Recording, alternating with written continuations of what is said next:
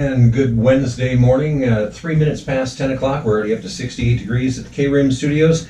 And this morning on KRIM's Community Spotlight, well, we're once again going to be talking about the land at the end of the pipe. A lot of folks, for years had known about it as the Northern Gila County Sanitary District, but we also want to know about it as the Green Valley Water. They've actually rebranded themselves. And, we're going to find out a little bit more about that. And forgive me, I lost my notes here. Remind me the name again, I apologize.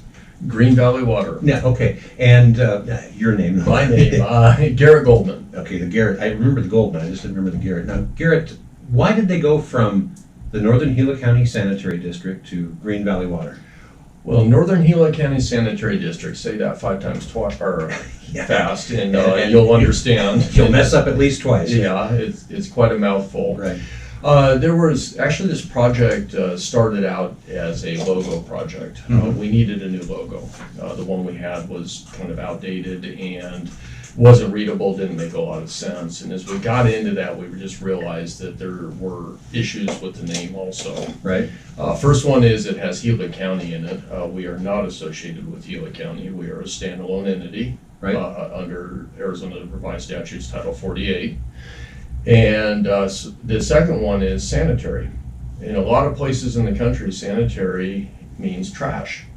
And we were fielding several phone calls a week of people either wanting to set up their trash service. Can you get a dumpster over to my house? Exactly. Yeah. Or you missed our trash, can you come pick it up? Yeah, right. And so we really wanted our own identity. Right. And the Green Valley Water, it came out of, we wanted a place, a name that had a sense of place. Right. And if you go back into the historical, before Payson, it was actually called Green Valley. Right. So makes sense. Now, the when it comes to it's a state-of-the-art plant, and I know that it's been there for a number of years, but folks may not realize just how state-of-the-art this actually is, and Payson's very fortunate to have that here. And one of the things that I know you've been looking at doing as an organization down there is educating a little bit as the population here as far as what actually goes on down there. Yeah, it's really quite interesting what we do down there. The treatment process itself, it's a complete biological process, which means we don't add any chemicals through the whole process. It is done by bacteria. And we're actually bacteria farmers, if you want to think of it that way. And so many of us, think of, oh gosh, you got to make sure you use Clorox wipes in the kitchen to keep bacteria from your cutting board and stuff, which is a good idea, but bacteria in this sense actually is our friend. It is our friend. We carry about 50,000 pounds of bacteria in our treatment process at any given time. Wow. That's a bunch of bugs. It is a bunch of bugs. And so now, are there different kinds? Yes, there's all sorts of different kinds. And part of the process that we do is we try to create an environment where we promote certain types of bacteria to grow. If they're too young, they won't treat the water. If they're too old, they won't treat the water. So we have to really tailor the process itself so that that specific group of bacteria are present. Very interesting. And now with the education that you've been looking at doing, I know before going on the air today, you mentioned that you had a 4th grade class just yesterday out at the plant taking a tour. Well, it was last week. Or last week. Last week. They came out. We had 22 4th graders trouncing around the grounds in 2 different groups. It was great. Get to show them what we do and the importance of what we do. Right. Very interesting. And, one of the things that a lot of people may not realize, too, is not only is it a state-of-the-art plant that does a great job of cleaning everything out of the water so it can actually be reused, but, you employ, a fair number of people out there, too. I mean, some nice-paying jobs, too. Yeah, we have 22 people on staff right now, and they very qualified. Every one of them has to have certifications for it, and yeah, they're great staff. Now, I'm assuming, when we talk about like a whole class of 4th graders coming out there, I'm sure it was kind of interesting for them, but there's got to be some kind of rudimentary teaching at that level that might be apropos as far as just what is a good idea and a bad idea to flush down the toilet. Yes, that was one of the major topics that we talked about. Right. We like to refer to it as the 3 Ps. 3 Ps. The 3 Ps. I'm afraid to ask, but go Well, ahead. I will let you have it. The 3 Ps, the things that should be flushed down the toilet. Pee, poop, and paper. There you go. That makes sense. Does not include disposable wipes. Right. The disposable wipes, even though they say they're flushable, they cause a lot of problems in both the collection system and the treatment process. And likewise, your sister's dolls, things like that. Yeah, we actually have a collection of toys Really? that have been taken out of our headworks before they make it into the plant. Wow. Mostly Hot Wheels, those type of things, but you'd be amazed at what you Wow. find. I'm afraid to ask about that, that's for sure. Interesting, though. Now, and so, I mean, do the kids come up with some pretty interesting questions when it comes to this? The kids are great Yeah. because the questions that they have, you never know where they're going to come from on Mhm. it. But they're always engaged and they're really interested in what's going on. Right. Now, we talk about, the bacteria, the different bugs that are involved in this, and you said how many pounds in the system at any one time down there? About 50,000 pounds. Wow. And this isn't something you add? No, this naturally it occurring grows stuff. naturally. You actually have to, if a plant's starting up brand new, you have to seed the plant. Mm-hmm. But then they just naturally reproduce and grow. And so from the time fluid comes into the plant until it is discharged as, whether it's reusable water that's going back into the aquifer or wherever it ends up, about how long of a time period does that take to go through the whole process? Right now, it's roughly about 24 hours. Oh, only 24 hours. Only 24 Wow, hours. that's amazing. And so these bugs, obviously, we call them jokingly bugs, but I mean this bacteria aspect, really a critical ingredient in this whole thing. It is it's the only ingredient Right. that we have. Without it, the treatment process would not happen. I would think that a lot of people would be surprised to find out that there's not, I thought they, poured in 90,000 gallons of bleach and they did this, and this is all just natural, biology going on. It is biology, very, intense biology, because you have to really understand the environment that the bugs like to thrive in, Mhm. and then you have to tailor the process to promote those. Right? And now for people that are interested in finding out a little bit, because I think the science behind this is what's, to me, the most fascinating, but if people want to find out a little bit more about that, I understand that there's a new website where you can get quite a bit of information. Yes, we just launched a brand new website. It's greenvalleywater.org, all one word. Makes sense? And on there, under the education tab, you will find a description of the process itself. There are videos that walk you through each step of the process. Wow, And there's also links there to be able to book tours. very cool. So regardless of age and all of that, adults can go down and take a tour as well? And Oh, yes. Very Yeah, cool. we do several adult tours a year. We'd like to see that increase. Right. I think that the best way for people to understand what we do is to actually come out and see it. Makes sense. And about how long do these tours typically take? About an hour and a half to 2 hours. Right. We'll tailor the tour to as in-depth as you want to get. Very interesting. And now you have regularly scheduled tours, or or do you just you have to just work into a set schedule, or how does this work? Well, we try to do our tours on the first Wednesday of every month. But if that doesn't work for you, fill out the form, write in the time that does work for you, and we will accommodate you. Very interesting. And how long is the new website at greenvalleywater.org? How long has that been up and running? It actually just went up and running at the end of last week. Oh, wow. So it's brand new. Truly brand new. Yes. Very interesting. And now how long have you been with Green Valley Water? About 3.5 years. Yeah. Formally, I worked with the district for over 22 years as a consulting engineer. Very interesting. I just when it comes to some of the places that I've been overseas doing relief work, where there was just hardly anything sanitary anywhere you looked. It seemed like I'm always amazed at what can be done to take care of. We got 16,000 people living in Payson, and the vast majority of that, has a direct attachment to you. That it does. And that's how many gallons of effluent go through there a day typically? Right now, about 1 million gallons a day. 1 million gallons a day.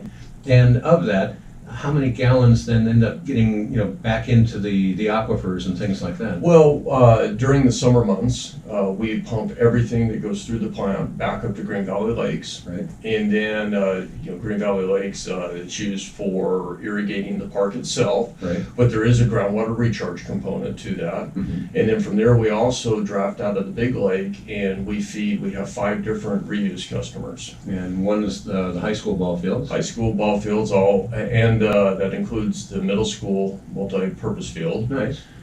Payson Golf Course, the Woodland Meadows Lake at the end of Longhorn Road, Right. and Chaparral Pines in the rim. Very interesting. And this has got to be something, I remember when a lot of this was being initially talked about as being truly cutting edge, that there's been people from not only all over Arizona, but really other parts of the world that have come here to see what you've been doing. Yeah, we host several tours a year where other treatment plants come to look at the technology that we have implemented, Right. To see if they want to implement it into their plant. Mm-hmm.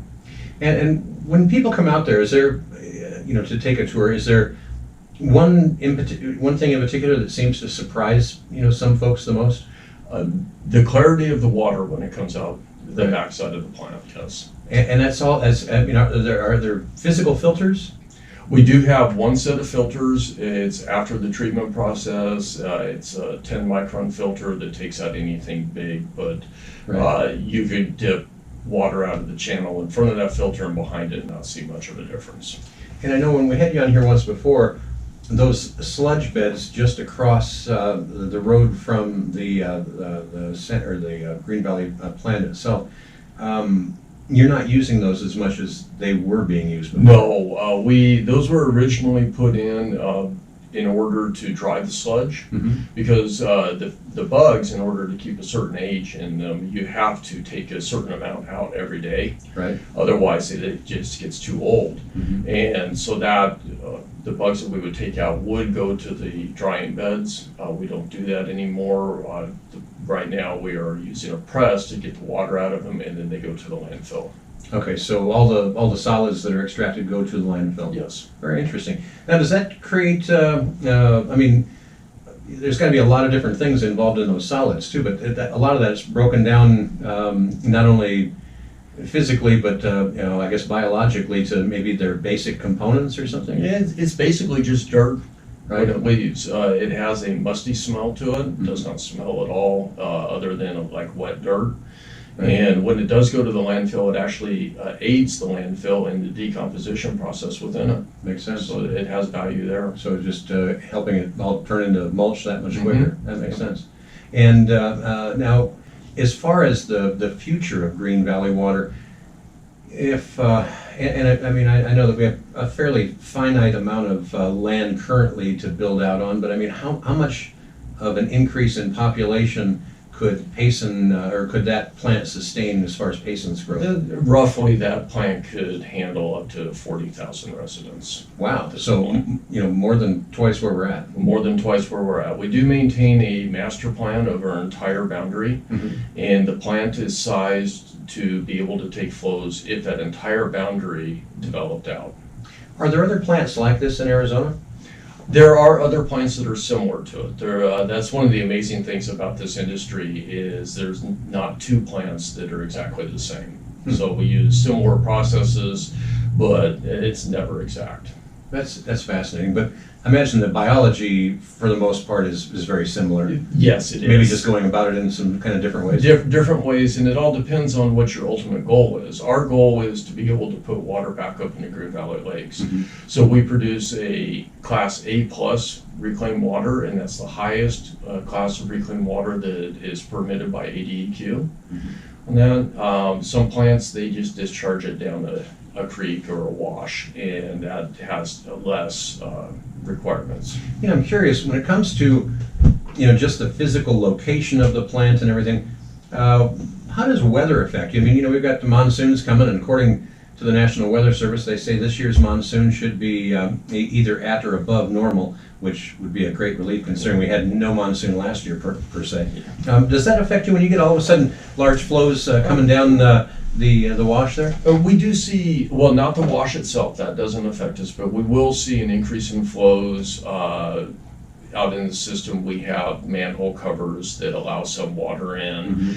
There are some breaks and cracks in pipes that allow groundwater in when we do get groundwater. We hope we get it this year. Right. Out there, but we're actively out right now. We've started a program where we're repairing the collection system so that it's here for generations to come.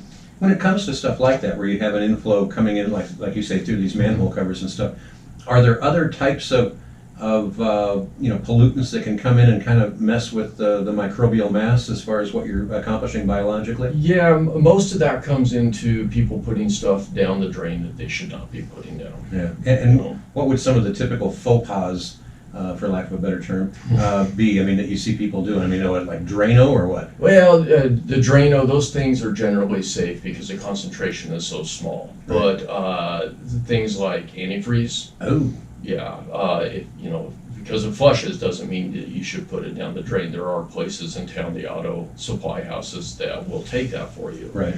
Or you could always put it in your car. You could put it in your car. No, but that's so. I mean, that could actually mess up the Yes. biology of what you have going on Yes. down there.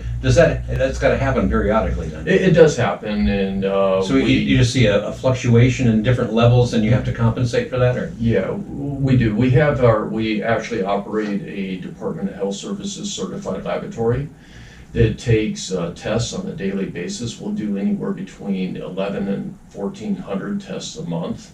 Oh, is that all? Yeah, that's it. Wow. 2 people. I got tired just hearing that. Yeah. And we use that in order to be able to monitor what the process is doing and make adjustments. Right. Very interesting. And I would think, again, the science behind all this just fascinates me. I would think that it would have to be interesting. Any other types of chemicals and things like that you get confronted with once in a while that are a problem for the treatment plant? Oil and grease is a big problem. So if you're for getting us. rid of your 30 weight after an oil change, putting it down the drain is not what you want to do? Or? That's even worse. Oh, But cooking oils. Oh, there you go. Yeah. So when you cook your bacon, Mm-hmm. don't dump that down the drain, please. It does a couple of things. First of all, it will coagulate, there's a word for you, There you go. in your service line. Get food clots. Yeah, you get food clots, or the industry term is fatbergs. Fatbergs. Fatbergs. I like it. There was just a story that the city of London, and I can't remember how many tons, but it was over a mile long, this fatberg was, in one of their major sewers. Wow. And the only way they could get it out is they have to go down in the sewer, because it's big enough that you could put people in it, and physically remove it by hand. I'm not sure that would be a job I'd want. That's not what I want either, but. What'd you do today? Oh, I got rid of a big old fatberg. Just good. But, our system is a lot smaller. Mhm. Our biggest pipe that we have that goes into the plant is 36 inches, and then it goes down to 6 inches. Right. And most of your service connections to your houses are 4 inches. So as the oils and greases from cooking build up in that, you risk clogging your service connection. And if it does make it into our line, then we have to go out and maintain that. We have to clean them and clear the oil and grease. And now these fatbergs, do those have an effect on the chemistry that you have going on at the plant as well? They do. The oil will just naturally, it's lighter than water, so it floats. Right. And that will affect the way that the bugs do their treatment. Wow. I just find the whole thing fascinating. Now, to start, if you had a plant like this starting from scratch, the day before day one, I would imagine that you have to grow some of these bugs ahead of time and stuff, or can you buy a bag of Acme bugs to throw in there? How does that work? Generally, what you would do is find a plant that's similar to yours, And just get some from them. just get a load of their what we call mixed liquor, which is it's the mixed liquor. There's another Oh, term. man. That's the bacteria mixed up in the flow. Right. And we would bring that, put it at the start of it, and then let it naturally start to grow. Mixed liquor. I love it. I'd like to meet some of the people that came up with these terminologies originally. So, and is that a liquid, or is it like a semi-solid, or? It's a liquid. Okay. Yeah, So it's just you got a tank truck that's going to come and get a whole tank truck of mixed liquor. You just be a pumper truck and come and you draft it out of the plant that you're borrowing from, and then Right. go put it into your own plant. Oh, very interesting. And so, as far as getting things up and running to begin with, you could really get it rolling in pretty short order. It doesn't take too long to get it running, a matter of days, and it would be operating. And you mentioned that you can handle a population of up to 40,000, which is looking pretty good as far as the future for Payson. Is that something that if all of a sudden, in my opinion, heaven forbid, we did have this huge build out and we had 40,000 people, is it just a matter of adding on another wing to that plant? No, the plant itself is actually constructed to handle those flows. Okay. So we have 3 treatment trains that are identical, sitting right next to each other. Right now, we only have to operate 2 of them. As population increases and flows increase, then we will bring the 3rd one online. Very interesting. Okay. So, I think as far as, the classes in school, I think people owe it to themselves to consider getting out there and these teachers and getting their kids, what a great little lesson in science to be able to talk about all the chemistry involved, as well as, there's just a whole bunch of different science in different directions that you could talk about there that I think would be pertinent or go along in correlation with various teaching curriculum. And if people want to find out more about that and they'd like to maybe sign up, how do they do that? Go to our website. Under the education tab, there's book a tour, I believe, and you can just fill out a quick form. It automatically sends to us. We'll be in contact with you to set up the time and date. Just look at greenvalleywater.org and you can get all your questions answered right there. Now, and you said this website just went online here a week ago? Yeah, late last week. Uh-huh. And wow, let me see here. I'm trying to, as we speak, pull it up here. There we go. How long did they work on this, do you know? This has been in process for about 2 months. Wow. Coming up with a new website. The quality of our service is the same. It's only a name change. So, and all the people are still the same out there, and they're still doing a great job. Now, as for that, it looks like if you're interested in the idea of possibly a job out there at Green Valley Water, you can apply for a job online. You have different Green Valley Water news releases there, your chance to take a tour. Then there's also a tab that says, get a permit. What do we need a permit for? Well, if you're doing any type of construction that would be connecting to our system, There you then go. we require a permit so that we can make sure that it's per our standards Mhm. and that it doesn't adversely affect the system. And you can even pay your bill online there You too. can do that. And report a problem. You can do And, that. and too. is it, I'm trying to, how often do you have problem reports? We don't have a lot of problem reports, a few a month. The main reports that we get, sometimes we do have backups happen, and we ask that people call us. If you think that your toilet's flushing slowly, call us, let us check our main lines first and make sure that it's not a problem in our lines. And then we will give you some guidance, and at that point, then you would have to call Plumber if it's not our problem. Now, do you have like little flow gauges along the route that you can just look at, or do you actually have to physically go out and test things that way? We physically have to go out and look in a manhole in the area that we're experiencing an issue and visually inspect our lines. Very interesting. Now, and I see on your website too, more information on before you flush. Remember the 3 Ps: pee, poop, and paper. I like that. You guys are creative. And you can find out a whole lot more about the whole Green Valley Water treatment process. Again, Green Valley Water keeps the town of Payson and surrounding areas beautiful with its wastewater reclamation, treatment, and reuse. And when was the plant first brought online? The first plant was brought online in 1972, I believe. Wow. And it was still doing things the same way that they are now? Or? No, there was a pretty major upgrade that was done in 1983, and we are still basically using the same technology or the same process that was put in 1983. There's been a lot of upgrades to it since then.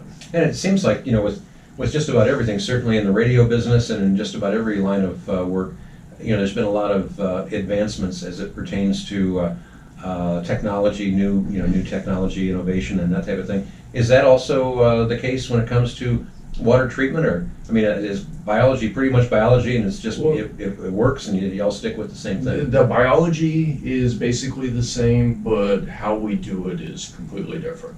All the way from, well, we have to introduce air into our treatment process to give oxygen for the bugs to grow. Back in 2015, we installed high efficiency turbo blowers. They're help our ratepayers be able to save money because it's less electricity this process are needed. There, things like that. We have a solar field. Yeah, I remember you mentioning that. So you really are keeping up with the latest technology. So roughly what percentage of the operation out there is powered by solar? During the summer months when the sun is high, about 50%. Wow, Yeah. That's got to be a huge savings. It is a huge savings. Very interesting. Well, again, if you'd like to find out more, just go online to greenvalleywater.org, and you can get an awful lot of questions answered there. Again, they offer regularly scheduled tours on the first Wednesday of each month from 9 to 11, and can set up other fun things for you as well. So again, check it out at greenvalleywater.org. And again, thanks to Garrett Goldman for coming down and being with us. Keep us posted. This is fascinating stuff. Well, thank you for having me. I appreciate it. You bet. Thanks for coming down. And thank you for tuning in and listening this morning to Community Spotlight on KRIM. Got some great tunes coming up from Paul Simon, the Love and Spoonful, Pure Prairie League in America. But right now, a quick look at Rim Country weather. Now here's the key. Just like a quick half hour. It's the quickest half hour of the day right there.